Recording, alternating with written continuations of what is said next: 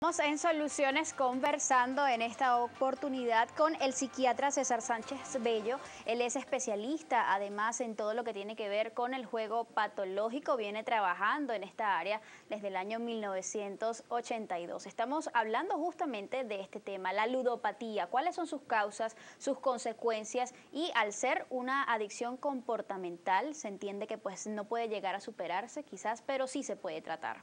Ahora, dejamos en el aire una interrogante que llama muchísimo la atención. Se dice que el venezolano, o la cultura del venezolano, acepta la ludopatía. ¿Hasta qué punto eso es cierto?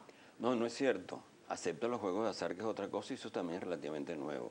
Hasta los años 80-90, el juego siempre estaba relacionado con personas de mal vivir, se relacionaba con vicio, etcétera, con maleantes, porque se consideraba que todo aquello que no era producto del esfuerzo, de la constancia, del trabajo creador, era reprobado, al punto que había una ley que era la ley de vagos y maleantes que incluía incluso entre sus listas de vagos y maleantes las personas que se dedicaran a los juegos de azar.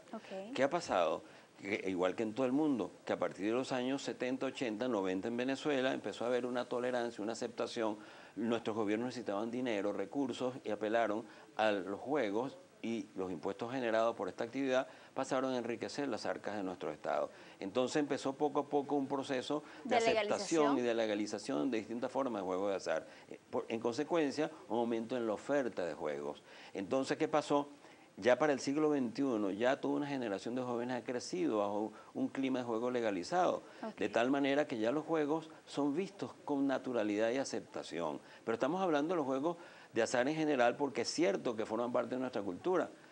Casualmente nuestros conquistadores, muchos de ellos, como bien lo reflejó el maestro Herrera Luque, en Viajeros de India, pues eran jugadores, parranderos, mujeriegos, y de ahí el famoso Juan Charrasqueado que nosotros escuchamos tanto. Entonces, ¿qué pasa? Que si hay una tendencia en nosotros, y ciertas zonas del país, como Oriente, por ejemplo, Isla Margarita, entre otros, tienen mayor tendencia a los juegos de azar. Entonces, ¿qué pasa cuando ofrecemos distintas formas de juegos de azar y de repente las prohibimos? ¿Qué pasa con esa gente? Y eso también, otra pregunta que quedó en el aire.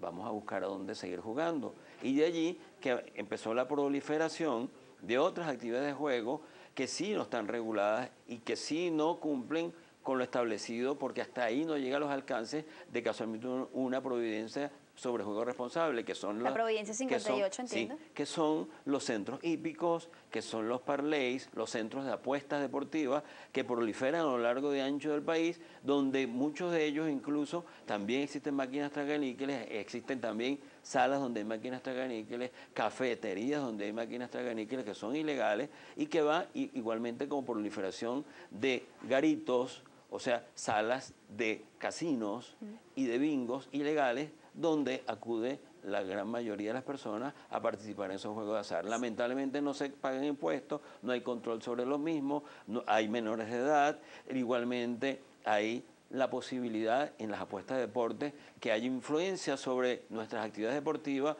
y de allí lo que se llama amañamiento o juegos arreglados, y los resultados de muchos juegos deportivos a lo mejor pueden verse en riesgo para favorecer grupos de apostadores. ¿Cuál es la situación a escala mundial y cómo se corresponde quizás Venezuela con este promedio de prevalencia del juego patológico? Bueno, hay aquí casi un hecho universal, que casi todas las poblaciones mundiales más o menos tienen un porcentaje similar que oscila en problemas de juego entre un 3 a 5% y jugadores patológicos entre un 0,5% a 3%. Además, pero fíjense, eso estamos hablando de población adulta. En adolescentes se duplica. O sea, y esto es algo que hay que subrayar y es motivo de preocupación. Y en los estudiantes universitarios se triplica. Y ustedes se preguntarán, ¿y por qué?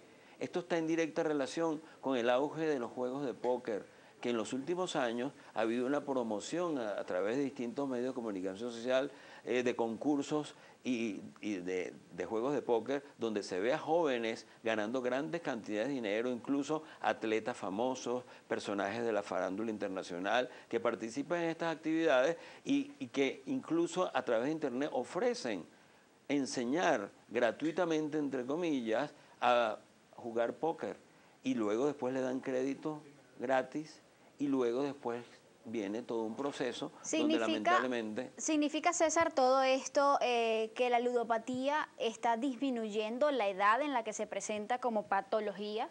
Claro que sí, claro que sí. Ha cambiado no solamente la edad, fíjense, sino también el género, también el sexo. Fíjense que tradicionalmente, por cada 3 jugadores patológicos hombres, había una mujer jugadora patológica.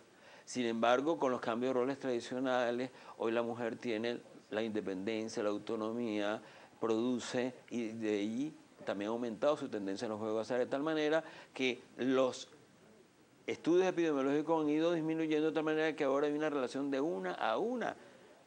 Y hoy incluso el ser mujer ya es un riesgo para el desarrollo de juego patológico, al igual que en el alcoholismo. Entonces han cambiado también toda una serie de actitudes, de patrones que veíamos observando tradicionalmente en relación al juego patológico, ludopatía, adicción al juego o juego empedernido o juego compulsivo, como también se le conoce. Es importante además, César, analizar qué nos hace más vulnerables a las personas a desarrollar esta conducta patológica. De eso vamos a hablar al regreso. Amigos, les recordamos que pueden participar con nosotros a través de nuestra cuenta en Twitter, @solucionesgb. Hoy utilizamos la etiqueta Juego Responsable.